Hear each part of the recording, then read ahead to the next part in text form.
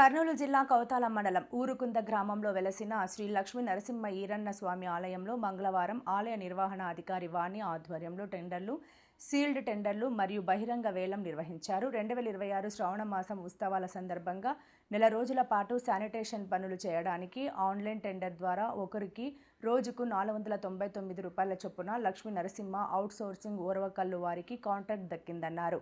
నెల రోజుల పాటు సెక్యూరిటీ సేవలు అందించడానికి సీల్డ్ టెండర్ ద్వారా ఒకరికి రోజుకి 360 రూపాయల చొప్పున జి రామిరెడ్డికి కాంట్రాక్ట్ దక్కిందన్నారు. ఏడాది కాలానికి గాను సెల్ ఫోన్లు మరియు లగేజ్ భద్రపరిచే హక్కును సీల్డ్ టెండర్ ద్వారా 17,10,909 రూపాయలకు జి రామిరెడ్డి దక్కించుకున్నారు. ఇవి కాకుండా దేవస్థానంలోని పాత ఇనుప సామాన్లు, ప్లాస్టిక్ మరియు నూనె డబ్బాలను బహిరంగ వేలం ద్వారా విక్రయించారు. తర్వాత శానిటేషన్ ఈ నెల రోజులు మన టెంపుల్ శానిటేషన్ ఉండాలని శానిటేషన్ కోసము మనము టెండర్ పిలవడం జరిగింది. ఈ నెల రోజులు మొత్తం మన టెంపుల్ దగ్గరే ఉండి వాళ్ళు శానిటేషన్ చేయాల్సి ఉంటుంది. టెంపుల్ చుట్టుపక్కల టెంపుల్కి సంబంధించిన ప్లేస్ ఎక్కడ ఉంది, ఇంకా ఊరి బయట మొత్తం అన్ని చోట్ల శానిటేషన్ ఉంటుంది. దీనికి ఇద్దరు ఆన్లైన్ టెండర్ వేసుకున్నారు, ఇద్దరు షెడ్యూల్ టెండర్ సీల్ టెండర్ వేసుకున్నారు.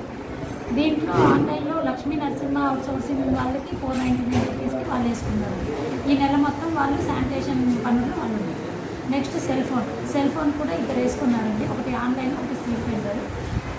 ఈయన రామిరెడ్డి గారు 17,90,901 రూపాయలకి వేసుకున్నారు. 10,900 రూపాయలకి రామిరెడ్డి గారు వేసుకున్నారు. ఇది కాకుండా టెంపుల్లో ఉన్న వేస్టేజ్ కూడా పబ్లిక్ యాక్షన్ కండక్ట్ చేయడం జరిగింది. అవన్నీ లాస్ట్ టైం కంటే కొద్దిగా ఎక్కువగానే వచ్చాయి. సెక్యూరిటీ అది చూస్తున్నాను, మనకి ఎక్కడెక్కడ ఎంతమంది అవసరము.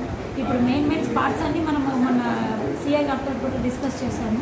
మెయిన్ స్పాట్స్ అక్కడ ఉన్నాయి. వాళ్ళు కాకుండా మళ్ళీ పోలీసులు కూడా దాదాపు 300 మంది దాకా వస్తారు.